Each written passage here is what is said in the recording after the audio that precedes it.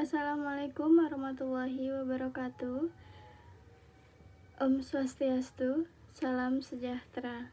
Perkenalkan, nama saya Husnul Fadila, NIM 2590331400052, jurusan Desain Mode, kelas CAA.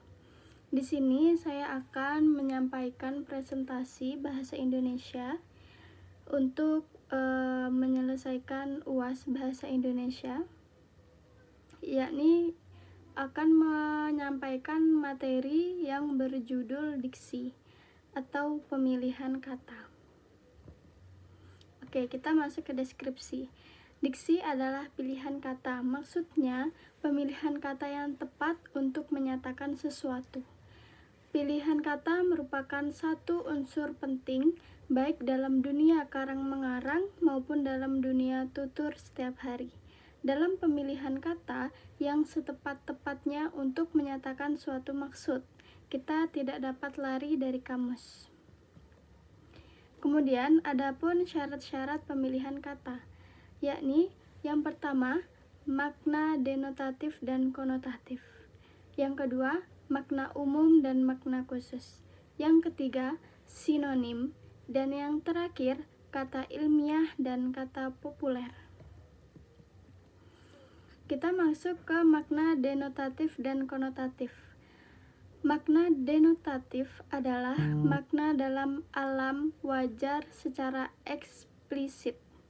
Makna wajar ini adalah makna yang sesuai dengan apa adanya. Contoh, kata makan bermakna memasukkan sesuatu ke mulut, dikunyah dan ditelan. Kemudian, adapun makna konotatif adalah makna asosiatif, makna yang timbul sebagai akibat dari sikap sosial, sikap pribadi, dan kriteria tambahan yang dikenakan pada sebuah makna konseptual. Kemudian, adapun makna umum dan makna khusus, yakni kata umum adalah kata yang acuannya lebih luas. Kata khusus adalah kata yang acuannya lebih sempit atau khusus. Oke, selanjutnya kita ke sinonim.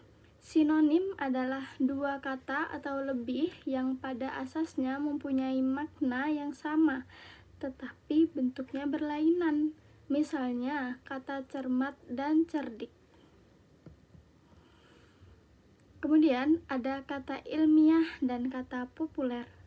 Kata ilmiah merupakan kata-kata logis dari bahasa asing yang dapat diterjemahkan ke dalam bahasa Indonesia. Kata populer adalah kata yang biasa digunakan dalam komunikasi sehari-hari masyarakat umum. Kemudian kita memasuki kata serapan. Kata serapan, apa yang dimaksud kata serapan itu?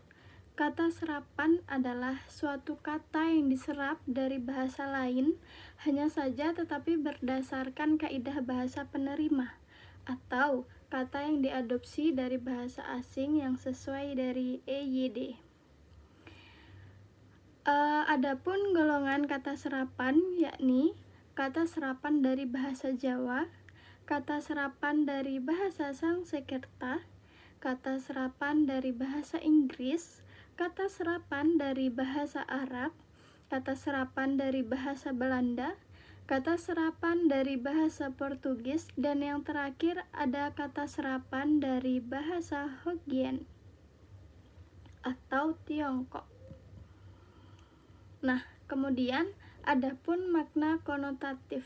Apa itu makna konotatif? Makna konotatif adapun buah bibir, keras kepala, tangan kanan, anak emas, jeriji besi, berlapang dada, buah tangan, sapi perah, kambing hitam, gantung raket, dan gulung tikar. Oke, apakah di sini teman-teman tahu arti dari makna tersebut? Oke, yakni Saya akan memberikan makna denotatif tersebut. Yang pertama ada buah bibir. Buah bibir itu bermakna bahan pembicaraan.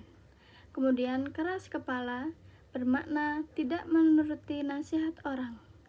Tangan kanan bermakna orang kepercayaan. Kemudian anak emas, makna anak yang paling disayang. Kemudian ada pun jeruji besi yang bermakna penjara. Kemudian ada berlapang dada, bermakna tabah. Buah tangan bermakna oleh-oleh. Sapi perah orang bermakna orang yang dimanfaatkan. Kemudian kambing hitam bermakna orang yang disalahkan. Gantung raket bermakna pensiun. Dan yang terakhir gulung tikar bermakna bangkrut. Oke teman-teman, adapun kata ilmiah dan kata populer ya, akan saya bacakan. Yang pertama ada analogi. Kata ilmiah analogi, kata populernya kiasan. Kemudian kata ilmiah final, kata populer akhir. Kata ilmiahnya diskriminasi, kata populernya perbedaan perlakuan. Kemudian ada kata ilmiah prediksi, kata populernya ramalan. Kemudian ada kontradiksi, kata populernya pertentangan. Kemudian ada pun kata ilmiah anarki, kata populernya kekacauan. Ada biodata, kata populernya biografi singkat. Dan yang terakhir ada pun bibliografi, kata populernya daftar pustaka.